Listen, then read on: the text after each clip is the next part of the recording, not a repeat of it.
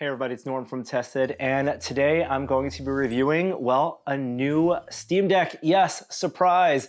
Valve today has announced the Steam Deck OLED, and I was lucky enough to visit Valve to get briefed on the device and have been testing this, reviewing it for the past week. So the Steam Deck OLED lives alongside the Steam Deck LCD, although there is a new lineup now. If you're looking to buy a Steam Deck, it's available for pre-order today and shipping next week. And in this video, I'll be diving into all the differences between the original and the new models and what it might mean for a future Steam Deck actual 2.0, a second generation version, because this is actually not that. But let's dive in. So Steam Deck was announced about 2 years ago, and it started shipping in early 2022. Kind of hard to get early last year, but by late last year, by the holidays, you could order one and get one. The supply chain stuff had figured itself out. So in easy supply for, let's say, the past 12 months. And really one of my favorite devices from the past year. It really surprised me in terms of how capable it was as a handheld PC gaming device and how well Valve designed SteamOS and the Steam Deck system to play games seamlessly. The Steam library, thousands of games being verified and compatible, running through SteamOS and the Proton compatibility layer, so there's no need to install Windows on a device like this, even though that's something you could do.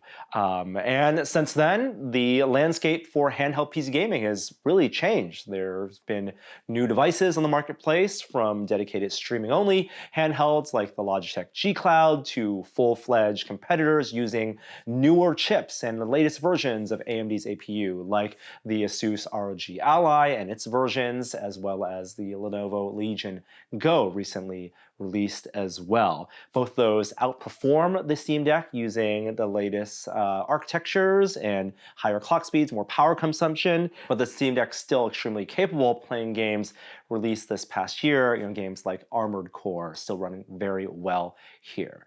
But Steam Deck OLED. So let's run down the differences, starting off with this display. Original Steam Deck has a 1280 by 800 LCD panel, maximum brightness of 400 nits. Here it is a slightly larger 7.4-inch OLED panel, also running at 1280 by 800 resolution. That was a surprise to me. They decided to keep it at that same resolution because they want this to run basically at the same performance profile as that original Steam Deck. It's a slightly larger display, 7.4 inches, which means the bezels are smaller, but it being OLED means that it has all the benefits of those perfect pitch black black levels, high contrast, 1001 contrast, and up to 1000 nits of brightness in HDR mode. It is an HDR compatible display. Games that support HDR will recognize it, and you even see a little icon that says HDR. SDR games run at 600 nits, which is still 50% brighter than the 400 nits of the original one. The difference is, when using this, are glorious. The colors are extremely vibrant in HDR mode. The bright levels, those looking at the sky when playing Red Dead Redemption, playing Spider-Man, looking at neon lights when playing Cyberpunk 2077.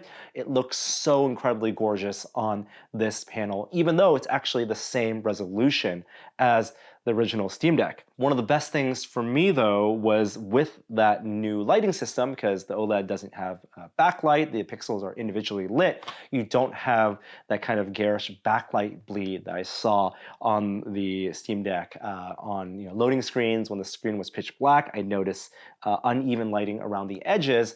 This is just almost a perfectly evenly lit vibrant screen. I could not be happier with how games look here.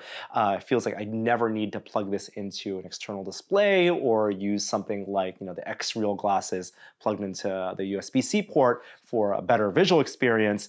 I'm super happy playing games on the Steam Deck itself now. Kind of like the difference when going between the Switch and that Switch OLED. It really was a night and day in terms of just the screen quality. It's also now a 90 Hertz panel, Now, this is not a variable refresh rate panel, so it's not like the ROG Ally, which at 120 hertz can change and dynamically change while you're playing a game, but you can adjust the refresh rate manually, even on a per game basis. And what that allows is new opportunities for frame doubling or frame tripling. With the original Steam Deck, we found that you can run games at 30 hertz, 30 FPS max, or 60 hertz, 60 FPS max, but there was a really nice sweet spot at 40 hertz, where you get the response time benefits closer to that 60 hertz screen, but you wouldn't have to tax the system as much, and the games running at that frame rate would look incredibly smooth without maybe killing the battery life as fast. Here, you can run games at 30 frames per second, then frame tripled to still have that screen at 90 hertz, or you can run it, for example, at 40 FPS, doubled then for 80 hertz, or a new sweet spot for me, which was 45 frames per second, then frame doubled to 90 hertz. Games looked and played super smoothly with the faster response times on this OLED at 90 hertz, with the frame rate capped to 45 frames per second. Now, one of the other also awesome benefits that I found of this new display is the touchscreen itself, much more responsive. I didn't feel like the touchscreen was unusable with the Steam Deck, but going back and forth between the new one and the old one, I didn't realize how good it could get, or what I was missing when typing in using the virtual keyboard, or just how responsive it was to use it as a touchscreen cursor on this new device. So all that much improved. And in fact, because of this new panel, they're also able to improve basically every subsystem on the Steam Deck itself. So even though the chassis looks exactly the same and has the same physical dimensions and form factor, it almost is a completely newly engineered device. It's actually lighter as well, because of the panel here is lighter than the LCD panel. It's 30 grams lighter. Although I didn't really notice that 30 grams weight difference going back and forth, because I feel like the weight distribution of the Steam Deck is, as this large of a device, is still pretty good. So while technically lighter, didn't feel that much lighter. What Valve was also able to do with the lighter screen was then increase the battery size. So while there's a 40 watt-hour battery in original, here on the OLED model, a 50 watt-hour battery. Now that's not just a 25% theoretical battery improvement, because OLED uses less power, and there's a new version of the Steam Deck system on a chip here. It's actually much more power efficient overall as well, which means significantly longer battery life than just the physical capacity indicates. That new SoC is now manufactured on a 6 nanometer process compared to the 7 nanometer process on the Aerith SoC here. And as opposed to bumping up the clock rates or changing even the max TDP, still 15 watts for the SoC. What you're getting, though, is at load, I never saw this device passing, with everything on max brightness, passing 24 watts. On the original Steam Deck, you'd hit at load 27 watts, almost up to 28 watts of full power consumption. And with that 40 watt-hour battery, at load, you'd struggle to get 90 minutes of battery life. Here, you get easily over 2 hours of battery life when the games are at load. Playing Red Dead Redemption, playing Cyberpunk 2077, playing Spider-Man Miles Morales, I would never see that power consumption on the SoC even get close to 14 watts, really kind of hover in that 12 to 13 watts of balance between CPU and GPU.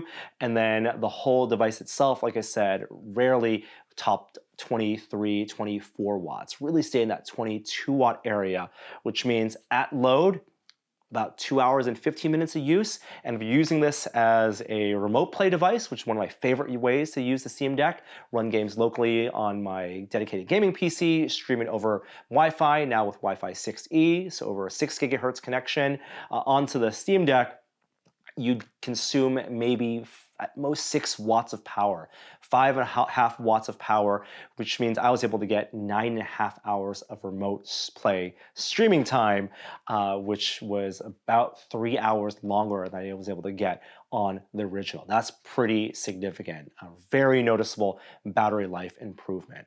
Also noticeable is how much cooler this device runs, not only because of a redesigned thermal system, but maybe the redesigned fan curves.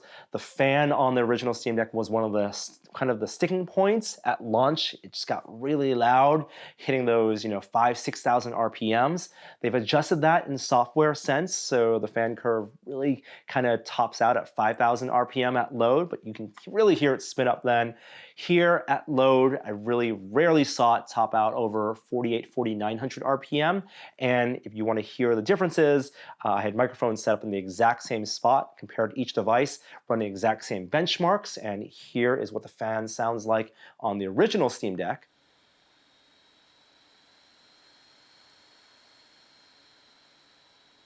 Versus what it sounds like on the Steam Deck OLED.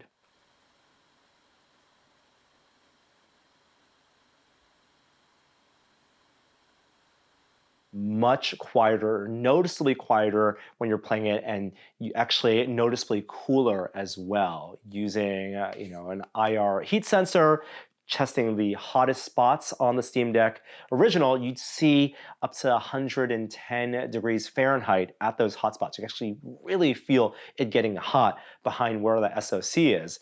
Here on the Steam Deck OLED, rarely above 100 Fahrenheit, really hovering in that 95 degrees Fahrenheit range at load, and the hotspots were less prominent. So when you're playing this and you have it rested on your knee, for example, I didn't feel like it was going to burn my leg or burn my face off. And while the new display and that improved battery life and cooler and quieter performance are the most noticeable just quality of life differences, there are also a bunch of other subtle changes as well.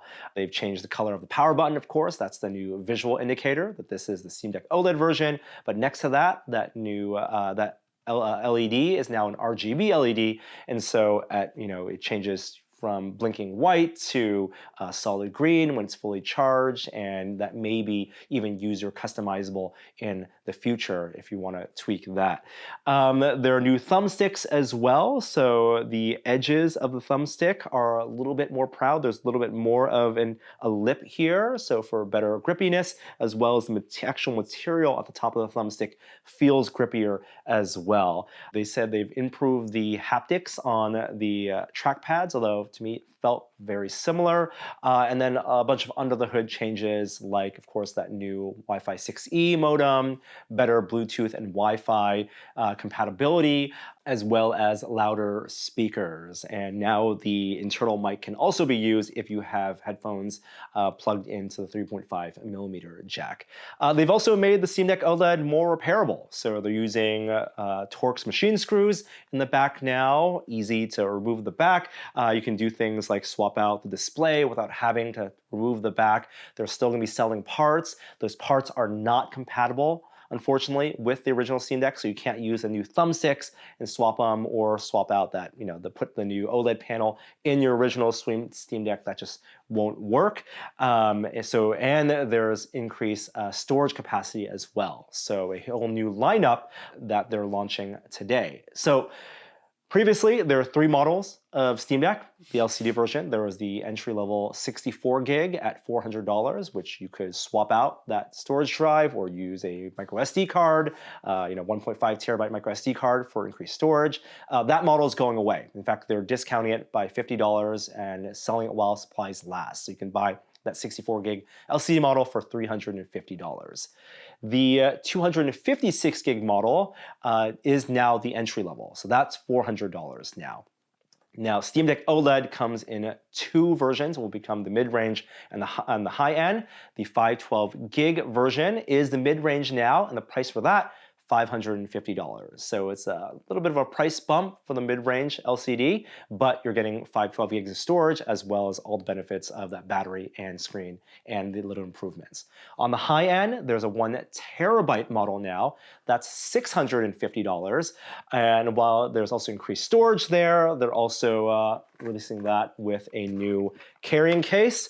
And so this is kind of novel. Not only does it have the red dot, but the carrying case itself is actually 2 cases in one. It has a thin, slim form factor carrying case shell with the zipper that fits inside the standard design of the original carrying case, at least the same dimensions as the original carrying case, now with a new Velcro strap at the top or in the front here, and that's only with the 1 terabyte model as well as the anti-glare screen. They're also keeping that just on the high end. There's also a limited edition model, $680, that has a translucent chassis. That looks super cool with some red accents, but that one's going to be in very limited quantities, and they expect that to sell out pretty quickly. The old 512 gig model LCD version, that's going away, but also being discounted pretty heavily as well. You can buy that for $450, which is $200 off that original launch price. So if you don't care about the OLED screen and you don't care about the battery life improvements, that's a really great deal at $450. If I were to get a new Steam Deck today, I would get that new Steam Deck OLED 512 gig version at $550. That seems to be a really great sweet spot where you can get all the benefits with the high storage capacity and, of course, expandable storage, and just everything about it feels nicer. And as Valve says, it's like the Steam Deck they wish they could have shipped last year. But it's not the Steam Deck that they're going to ship necessarily, years from now. And one of the interesting things about this approach to this mid-generation upgrade is that it's the exact same performance. So that was their design tenet. Not only does Steam Deck run exactly the same when it's plugged in or not plugged in, but the 2 models of Steam Deck LCD and OLED also theoretically run exactly the same. Although my benchmarks did show that I got slightly better frame rates on the OLED version. Now, while that's great today, and you're going to have that back catalog of Steam games that run pretty well on Steam Deck today, who knows what that's going to be like in 2 years from now. We're already seeing games being released this fall, like Alan Wake 2, that are pushing the limits in terms of system requirements and may not run well on the Steam Deck. And games coming out next year and the year after may not run well on this hardware that's already a little bit dated, while there are competitors that are taking advantage of new hardware today. I find it really interesting that with the new power-efficient SoC here, that Valve has not decided to allow for higher clock speeds, even when plugged in. Even a 10% bump in performance and in frame rate could be useful today when running games, so you can turn up some of those graphical settings or just run games as opposed to at 30 or 40 frames per second, get closer to that 45 or even 60 frames per second. I don't see you running, AAA games here at 90 full native 90 frames per second, 90 hertz on the Steam Deck OLED. It is really bound by not the design decisions they've made and the Zen 2 architecture, RDNA 2 architecture SoC that they chose over 2 years ago. But that's Valve's design philosophy, and so we're going to wrap this up by going to an interview I did with Valve designers to learn more about that design philosophy, how they think about a true Steam Deck version 2.0, and some other fun tidbits of information. So hope you'll enjoy. Steam Deck's been out for about a year and a half now. When did the design of the Steam Deck OLED start? When were there actually, when did you consider having an OLED version? I think it's hard for us to kind of pinpoint a point in time in which we decided that we're going to have a Steam Deck OLED. I would say that before we even shipped the Steam Deck LCD, we started accumulating a list of improvements that we wanted to see. And I guess shortly after we launched, we just realized that we couldn't really wait for the Steam Deck 2.0 to come to implement these hardware improvements. And I guess we, based on kind of the engineering, the supply chain, holiday 2023 was sort of the time that we decided. So we essentially just kept growing that list, and we just everything we could get in this by 2023 is what happened here. Steam Deck 2 is something that you've talked about considering, you're working on at some point will come out. This is not that. So walk me through all the decisions that went into what you would want to put in this versus a Steam Deck 2. Yeah, I mean, starting with just Steam Deck 2, well, we would consider a Steam Deck 2 as a generational improvement, especially in terms of performance. So we're kind of like looking at what's available in terms of APU and chips out there. And we want to make sure that when we make this change to a Steam Deck 2 and we change the performance spec, that it's worth it. There's a switching cost to improving the performance of a device, both to customers and especially to game developers. So we thought that with the Steam Deck OLED, we're going to keep the same performance profile, but basically improve every single other thing. And then when we get to the Steam Deck 2 timeframe, we'll vastly improve chip. It'll be way better performance. And then we'll also take that opportunity to improve all the other things that we've come across along the way. Because it's not like those chips, or some version of those chips don't exist now. Your partner's AMD, and they have mobile chips that are in maybe a smaller nanometer process, or have more CUs, or consume more power. You're looking at the spectrum of those things, and you're identifying, I guess, performance spec is what you're deciding needs to be locked in. You want it to be consistent, is that right? For the Steam Deck OLED, yes. Why not, I guess, improve performance, or how have you taken advantage of a new version of an AMD chip for this? Yeah, I think that we're looking at, just like Soren said, like I guess we don't believe it's possible right now to deliver a big enough improvement in performance to warrant creating a Steam Deck 2.0. Oh, okay. So it's not even about battery life or thermals. It is purely just graphical performance. In this form factor. This form yeah. Correct, right? Like, you could create a 40-watt device, for example, that can deliver these kind of performances, but we feel like the power envelope and the size of this device is correct, and we don't really feel like the goals that we have for Steam Deck is achievable with something that's substantially higher power, substantially hotter, or substantially bigger. And so, keeping this form factor, the thermal envelope, and delivering the kind of performance we want to see is just not possible right now. Yeah. I mean, another way to put it is, right now there are chips out there that do perform better, but usually it's at the cost of battery life or at the cost of thermals. We're watching and waiting to see like when there will be another chip that can perform the way that this one does, with high performance but still really comfortable, powerful envelope, able to run well, run the latest games, and not get super hot and run for a long time. So that's and still be significantly better enough to warrant a change. Yeah. Right. The thing sounds like things you don't want to compromise is battery life, because you're improving battery life here, or heat, or even running it in this form factor with this resolution screen. It really comes down to like just how comfortable you are while you're playing your games. That is the thing that we do not want to compromise. Battery life, heat, weight, size, all play into comfort. We do not want to make a device that's less comfortable to play than the current Steam Deck. That's just not a non-starter for us. And to be honest, that was even true of the first Steam Deck. I mean, we shipped Steam Deck, or the original Steam Deck, right when we felt like the graphical fidelity in this form factor was possible. It was possible to play the entire Steam catalog in this form factor. We could have shipped something before that was way bigger or less comfortable or way hotter, but we felt that was the right time, and we're doing the same thing for Steam Deck 2.0. It's a little bit more like a console mindset than it is a PC mindset. A little bit more. I mean, I think like it is a PC, but we do want to make sure that it's accessible and understandable.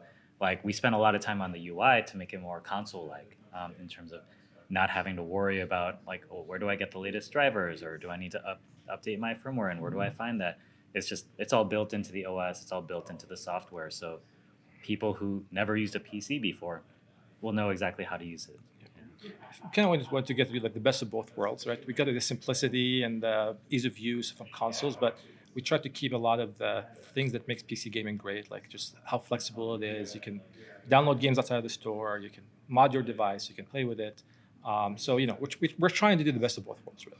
Yeah, but you are changing in terms of the potential of the device, because you have longer battery life because your thermals are improved, because you support a brighter screen. And does this feel like a new baseline for performance for when you're thinking about a future product in terms of like not just the 1 to 2 hours, but the 3 to 4 hours?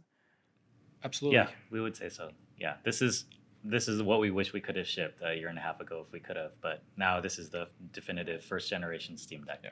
If I take a look at this, so physically it's mostly the same. We see the screen's a little bit bigger. You're going to 7.4 instead of 7-inch. Tell me about designing this. I'm sure a lot of shared components as what you had in the original Steam Deck, but how does the engineering team go about not just swapping out the screen, but making, sounds like, other improvements throughout the device? Yeah, I mean, I think so. Obviously, it's all. I mean, I would definitely say it all started with the new screen, and so we could have easily just kind of dropped the new screen in and call it a day. But once we did that, we realized that there's room for improvement. Like the display module is now thinner, so we can have a there's bigger. literally more room for Yes. improvement. Correct. So that gives us space for a bigger battery, and then we're like, okay, actually we can fit a bigger thermal module now, and actually we can fit a different track pads. Actually, we can do all these things, and it was kind of hard to stop after that. It's hard for us to see a room for improvement and not actually take advantage of it.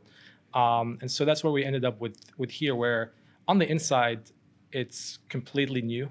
I can say that virtually every single subsystem inside the device has been overhauled in a major way. Even though it looks very similar on the outside, on the inside is a very different device. In terms of this tile puzzle of hardware components, of what you can shift around, a bigger battery, you're improving, maybe changing the thumbsticks, and you said, and also the track pads. How much of that is physically backward compatible, or even actually backward compatible with the first Steam Deck? To be honest, just like I said, we kind of overhauled virtually every subsystem. So a lot of it is not. You cannot really swap components back and forth between the Steam Deck OLED and the Steam Deck LCD. I mean, a lot of them just physically will not fit. Like the fan is thicker. It will just not fit. The motherboard is completely different new motherboard, so that will not fit. Just like even with the input, I think we mentioned this before, which is that there's a lot of calibration that goes into the input, the track pads, the capacitance, and all that kind of stuff. So it's actually very challenging to just make the components easily swappable. So in some ways, I think you can think of them as they're two separate products. They're both first generation Steam Decks, but they're very much two different products. We will be making parts available for sale via iFixit or repairs via our own systems. So just like the original Steam Deck, all of that stuff will still be available. And you're still selling the version of the first Steam Deck. Exactly. So you have two versions that you're manufacturing on the marketplace. Yes. The new lineup for November is LCD, 256 gig LCD, and then 2 OLED Steam Deck models. So we're continuing forward. We're not leaving behind the LCD model of the Steam Deck. It's still part of our lineup, and we still are fully supporting it with future updates. I want to talk a little more at the screen, the OLED screen. It goes up to 90 hertz now. With the first Steam Deck, you had 60 hertz, and people found this really nice sweet spot of 40 hertz performance refresh rate for the pixel refresh and the latency. Where is that equivalent here? It's hard for us to say, right? Like I think everybody's different, and everybody's going to have a different opinion. I think having 90 hertz available to you means that you have more options now. So like some games might do 70 or 80 or whatever. One thing that is interesting though is that the possibility of pixel doubling. So if there are games that you really liked at 40 FPS, now you can do 40 FPS and pixel double to 80. So you get the battery life and the performance, but also the lower latency on the input. But again, that's the beauty of Steam Deck. I think you can play around with it and figure out for yourself what makes the most sense for you or your play style. Are there performance benefits in addition to just the visuals, but from going to OLED, getting faster response times? Yes. So the display itself is a much faster response time. It's less than 0.1 milliseconds. And the 90 hertz obviously means that there's less latency between input and the display. I think that's definitely, in addition to the visual fidelity, I think you're going to notice that during gameplay. Yeah, and also while we were looking at the display, we improved the touchscreen capabilities as well. So it's like just vastly improved touchscreen now. Much more responsive, much better responsive and reliable, and just like typing on it is way better than the LCD model. Obviously, changing from a LCD to OLED and the whole backlighting system not needing to be there, you're getting improvements in battery life there, but also it sounds like you're using a different version of the chip you had in SoC you had in the first Steam Deck. Tell me about working with AMD and how you got to this version of a new process chip. Sure. Yeah, I think the biggest change really was porting the processor from 7 nanometer process to a 6 nanometer process. The CPU and the GPU architecture are still the same, still the same number of CUs, still the same number of cores, but being on a lower node means that it's more efficient overall. We did actually also increase the memory speed. So on Steam Deck, original Steam Deck, it's 5500 megahertz. Now it's 6400 megahertz. I do want to emphasize though that the primary reason we did that is actually for battery life. Having the lower latency of 6400 megahertz means that your CPU can go to idle faster. So that gives you better battery life. The increased bandwidth, while great, does not change the performance much. So being able to go to 6 nanometers, increase the speed of the memory, and actually the memory ICs themselves are also on a lower node, so they're more efficient. Is that why we have faster wake? The faster wake is actually mostly software optimizations. So we do have the ability to wake faster from resume faster now. So working with AMD was great. I think while we ported over the process to 6 nanometers, we kind of optimized some of the IP blocks as well to be more compatible with Steam Deck, just from the things we learned and things we realized that work better. And it was great partnership. And I know you have a new Wi-Fi chip in here. In fact, that's how some of the certification stuff got out there. So the benefits of that, faster downloads for getting games on the Steam Deck, the OLED version. Is there any architectural changes to make that less CPU intensive when you're doing downloads and installing games? Unfortunately, it's still the same CPU. The games on Steam are still going to be compressed. So once you're downloading the games, you still have to go through the decompression process. You still have a net result of substantially faster downloads than Steam Deck 1.0. So you will see that improvement there. But it's still the same games that you're downloading, so the files themselves are exactly the same. That's something that we can look into in the future for sure. There's a consideration that's changed on the back end, maybe because you can download faster, maybe not need that same kind of compression. Just for the user experience. Totally. Yes. I mean, the thing is, though, Steam has a lot of games, so it's a much more complicated process than just kind of recompressing everything. But it's definitely something we're interested in looking into the future. Yeah, and then like compressed game files also means like lower bandwidth costs. Like not everyone has uncapped, and we serve a lot of customers in places where their data cap is actually pretty severe. So we try to provide the service of like compressing bits as much as we can, so they have to download less things. This is, you guys are making a bunch of hardware now, right? You guys kind of hit your stride. Is it fair to say, maybe, in terms of as a hardware manufacturer, how does the company think of itself in terms of making hardware as an experiment, as a full-fledged, full-throated business? Yeah, I mean it's definitely a big part of what we do as Valve. I would say that of the tripod that Valve stands on is making video games, running Steam. And hardware, like the hardware leg has become much stronger over the years. And every hardware product that we ship, we get better at it. We learn more. Between Steam Deck LCD and Steam Deck OLED, we've learned a ton. And that's part of how Steam Deck OLED was able to be possible, is all the things that we learned along the way. Is the games making department, does that tie into this more? I know you guys had the demo game at launch a year and a half ago. Are there considerations or making games more Steam Deck centric, or experiences that really showcase more of the unique features? Yeah, I mean we're in constant contact with all of the game teams here, and we really want to make sure that where possible that they run great on Steam Deck, and that everything that we can run well on Steam Deck.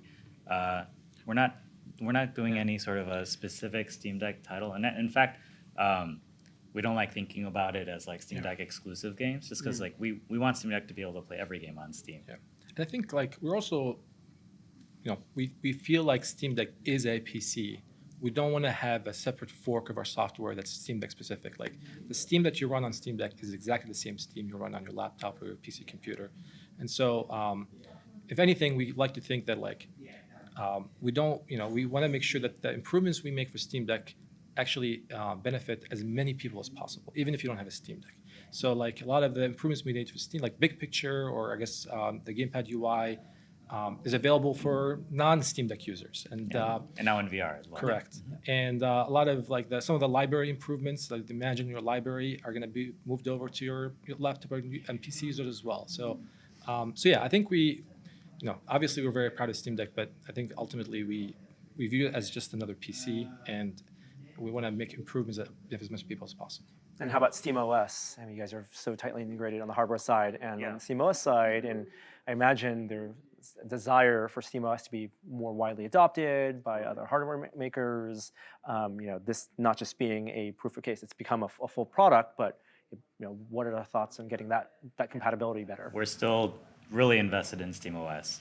We're working on. I mean, we've constantly been updating it and improving it for Steam Deck, and we've also been working on making it more available for a wider variety of devices. We hope soon to make it available as a generic thing that you can just download on an arbitrary piece of hardware, on an arbitrary PC. It'll take some time to get there. We have a lot of work to do to get there, but it's definitely something that's on our list of things, and we'd love to see more devices out there running SteamOS. What do you see are the hurdles? Is it driver compatibility? It's driver compatibility. Yeah, a lot of stuff that we did is great for Steam Deck, and right now it's like basically SteamOS for Steam Deck. So we think it'll be the first step will be making SteamOS compatible with other handheld PC games, other handheld PC devices, and then hopefully from there more to more kinds of devices like mouse, keyboard, desktop devices. Are there tweaks to SteamOS to make it just better function on an OLED screen in terms of taking advantage of HDR or just reducing burn-in for overlays? The HDR, I mean, we already shipped with SteamOS 3.5. We enabled HDR support for external monitors, but that also applies to HDR support if it's an internal monitor. Yeah, and yeah, I think we're the burning story. I think we're very proud of that. I think the OLED technology has come a long way since its early days, and we feel pretty good about the longevity of the display itself, just pure hardware. And I think there's maybe some UI tweaks just to make the blacks pop a little bit more, but like we were actually really surprised how OLED is just a natural fit for gaming. It's just kind of the best display technology we believe is for gaming. So yeah, it just makes everything look better. Yeah, we have other features and updates in the wings that we're working on currently, and we'll continue shipping those. A lot of them will apply to both LCD and OLED models, so that'll be coming out soon in future updates. Lawrence, you said SteamVR. I know SteamVR 2.0 with all the UI benefits that you guys have developed on Steam Deck. I think Greg in the past has talked about how you guys have acknowledged people even plugging and adapting their Steam Decks to run VR headsets. What about the hardware learnings and the design philosophies of developing Steam Deck may apply to hardware that's better suited for VR play? A lot of it. I mean, I think just working with with an APU, working with like miniaturization of computers. Like we don't have anything to announce today in terms of VR, other than that we are still working on VR and we're still pushing forward on it. Yeah. But just like Steam Deck is the result of learning a bunch of stuff from controller and Link and VR, future products will continue to learn from everything we've done with Steam Deck as well. Yeah, I mean, obviously there's a lot of overlap. Just from just like technology pieces that we can reuse. Wireless streaming, for example, is very applicable to VR. That benefited Steam Deck as well from improving the wireless streaming experience. But also just from establishing relationship with part suppliers and other hardware partners and all that kind of stuff. The Steam Deck team and the VR team we work together, right? So there's a lot of inoculation of ideas and parts and technology. So. It's been great. Fair to say you guys are all in on OLED as a technology you believe in? For Steam Deck, for sure, yes. All right. Yes. Fair enough. Very cool. And you guys have these in manufacture. You guys are shipping these this year? Yeah, we're starting to get them in warehouse now. It'll be shipping on November 16th. So announcing November 9th, available the 16th, and just start shipping immediately. And we feel it's a different story from a couple years ago when part shortages, supply chain issues really made it hard to ship a product. This year we're in a much better spot, and we think that we'll be able to meet demand. And even if we do run out in the short term, we'll be replenishing supply at a very quick clip. So people will not have to worry about long reservation times, or trying to figure out what Q1 versus Q2 means, all of those things. Giving people the option, if they have a unit in an order queue, to switch over to a new model, if that timing works, or? We're hoping that people won't have to worry about an order queue at all, but I think that'll be less of an issue now compared to a couple of years ago. Cool. And you guys have a special unit. Yes. Yeah, I want to end by talking about this a little bit. Tell me about this version of the Steam Deck OLED. Yeah, so, I mean, this is the limited edition Steam Deck. It's a 1 terabyte Steam Deck OLED, but with a new colorway. So it's translucent plastics and additional orange accents. We really love the look of Steam Deck, and we really love the idea of playing with different colors and making different options available for customers. But again, just like everything, we're still learning and we're experimenting. So this is kind of, this limited edition run is an experiment to see how this looks, how it works, how it was to build it, and whether there's interest or demand for it. And we're hoping that based on this, we can learn more and hopefully do more things like this. Yeah. Very cool. Even changing from opaque to translucent plastic, is that a complicated thing to do? It's yes, it is. If you want to do it the correct way, it is very complicated. We use ABS on the opaque models, and this is more of a PC resin, and so it changes a lot of things when it comes to drop and flammability and all that kind of stuff. So we learned a lot about how to make translucent products with this device. It was a lot of work, but we're very happy with how it ended up. And we think it looks cool, and people are going to love it. But in limited supply. Yes. In limited supply and also limited regions. Unfortunately, we're only able to make enough to serve U.S. and Canada, and then once we run out, we'll run out. But we hope that it's a successful experiment, and we can make more similar things in the future.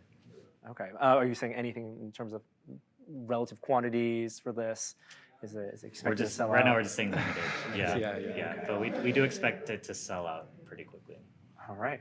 Very cool. Thank you so much for having us here. Absolutely. Check out the new Steam Deck OLED. Thank you. Thank you. Good to see you guys again. Yeah, thank you.